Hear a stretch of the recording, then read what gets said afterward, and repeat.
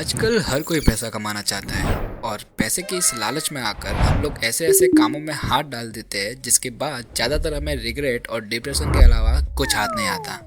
1 लाख का ऑफर वाकई में काफ़ी बड़ा था और ये ऑर्डर मुझे तब मिला था जब मैंने वीडियो एडिटिंग जस्ट स्टार्ट ही की थी। एंड मेरे लिए काफ़ी बड़ी बात थी क्योंकि जहाँ लोगों को 200-300 रुपए के प्रोजेक्ट के लिए भी स्ट्रगल करना पड़ता है, वहाँ मुझे इतना बड़ा क्लाइंट मिलना किसी सपने से कम नहीं था।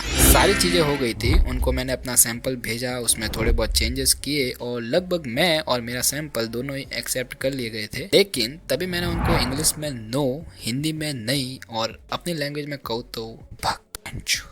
इस बात के ऊपर 64 मुर्गों की सलामी बनती है बट आखिर मैंने ऐसा किया क्यों? देखो, ऐसा नहीं है कि मैं पैसों का भूखा हूँ, क्योंकि 1 लाख कोई छोटी रकम नहीं है, मेरे लिए तो नहीं है। और यहाँ तक कि वो मुझे 25,000 एडवांस भी देने को तैयार थे। लेकिन दिक्कत पता है क्या थी?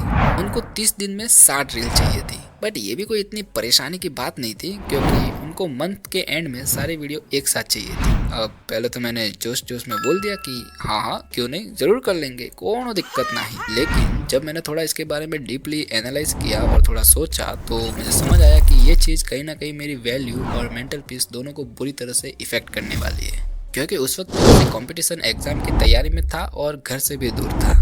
मुझे लगा मेरी स्टडी को भी काफ़ी ये बुरी तरह से इफेक्ट करेगा क्योंकि मैं फुल टाइम एडिटर नहीं हूँ और इतना सब एक साथ मुझे डिप्रेशन में डालने और मेंटल प्रेशर के लिए काफ़ी था। क्योंकि बात से वीडियो एडिट करके ख़त्म नहीं हो जाती, बाद में उसमें चेंजेस करो 1 बार 2 बार 3 बार। मुझे पता चल गया था कि एक वीडियो भी मैं मुश्किल से 1 दिन में बना पाऊंगा क्योंकि एक तो मैं लर्निंग फेज में हूँ और दूसरा मेरी स्टडी और ऊपर से इतना बड़ा ऑर्डर। इसलिए काफ़ी सोचने के बाद मैंने उस ऑर्डर को टाटा बाय बाय कर दिया और अपने मेंटल पीस को अपने पास रख लिया। और अगर तुम्हें भी लगता है कि मैंने गलत किया तो तुम कह सकते हो कि मैं गलत हूँ, क्योंकि भले ही एक ड्रीम डील थी लेकिन मैं अपने हर काम में इमोशन डालता हूँ। क्लाइंट के साथ कोलैबोरेशन होना चाहिए, प्रेशर नहीं, एक ट्रस्ट होना चाहिए। अगर आप एडिटर हो, डिजाइनर हो या फ्रीलांसर हो तो याद रखो, हर बड़ा अमाउंट एक बड़ा अपॉर्चुनिटी नहीं होता। Sometimes saying no opens the right door. अपने वैल्यू के अगेंस्ट जाके सक्सेस नहीं मिलती, सिर्फ स्ट्रेस ही मिलता है। और मेंटल जो बर्नआउट होता है ना, वो किसी अमाउंट से रिकवर नहीं होता। मैं काम कर सकता हूँ लेकिन क्रिएटिव और खुश रहना मेरे लिए प्रायोरिटी है। मैं कॉम्प्रोमाइज कर सकता था लेकिन मैंने चूज किया growth, creativity and long term mindset. और धीरे धीरे मुझे ये भी समझ आ गया था कि उनको बस एक मशीन चाहिए थी जो उनके कमांड्स फॉलो करे। मुझे बोला गया